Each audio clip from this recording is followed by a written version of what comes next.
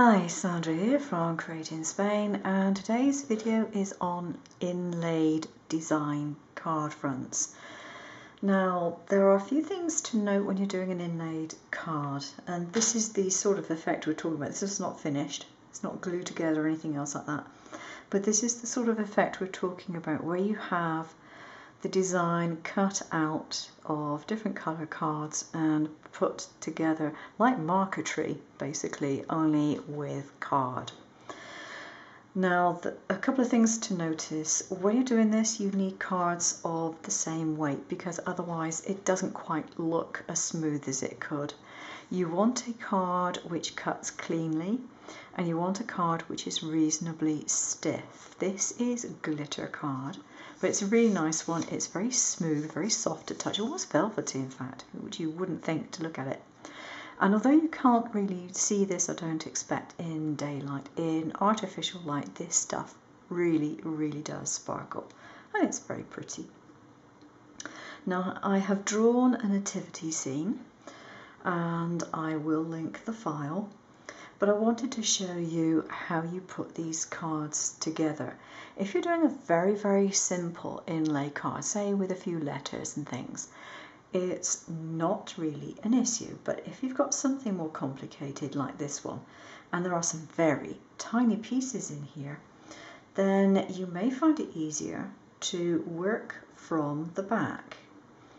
Now, when you cut these cards out, you cut it out according to the number of colours you have. Now, in this particular case, I wanted gold stars for the top bit, but I didn't actually want to make 3 cards, so I simply cut the stars out of gold card as a separate item, and I threw the stars out that were actually in the spaces here because I didn't want a beige one and I didn't want a brown one. But normally, if you're doing a card with 3 colours, then you cut 3 cards at a time, and you make 3 cards at a time, and there's no waste. But this particular one, that's not what I wanted to do. Now, I've been working from the back on this one. I've just taken the archway itself, and I've put some of the small pieces in. Now, when you turn it over, those will all fall out unless you secure them. So all I'm going to do is to take some masking tape and put it over several of the slotted pieces so that they're held in place, and when I turn it over it's not all going to fall to bits. One can hope anyway. I just need to remove that little bit there because I don't want it going in that hole just yet. There we go. Now, this particular piece here is this piece. So you turn it over, you place it in, and in fact I can actually stick that bit down now. Most of my lower part is done. There we go. And then you want to make sure that your outer frame is closely fitted to the contents of it, because if you've got a gap there, it's not going to fit in this outer piece here. So we'll make sure that that is placed as it needs to be placed.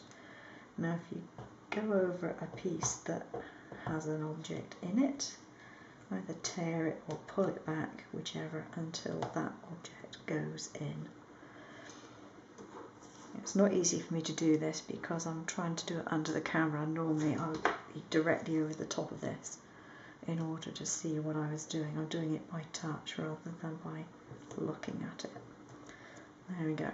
So I should now be able to pick that up and turn it over, and you can see the design quite easily there. So I'm happy with that particular setup at the moment, and I want to put it in here. So again, from the back, slot it in, and it helps sometimes when you're putting small pieces in particularly to go over it with a bone folder so that it smooths it all down and it maintains its level, because you don't want some bits higher than the others. And you can use some tape to settle that in. I don't want that piece of tape going over the edge though, so I'll trim that bit off in a second. Small pair of scissors.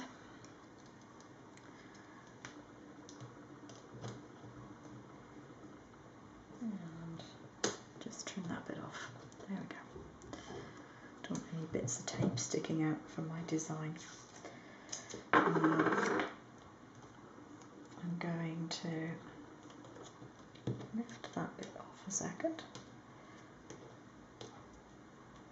I'm just going to make sure that this is fitting nicely into the frame, just there. There we go.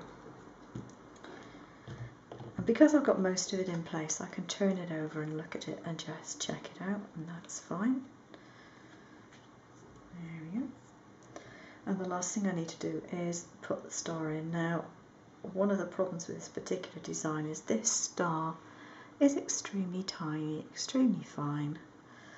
Being as it's cut out of a glitter card as well, it's not the easiest of things to stick into position. But I think I know, well, it either goes that way up or it goes that way up. I think I've got that bit sussed.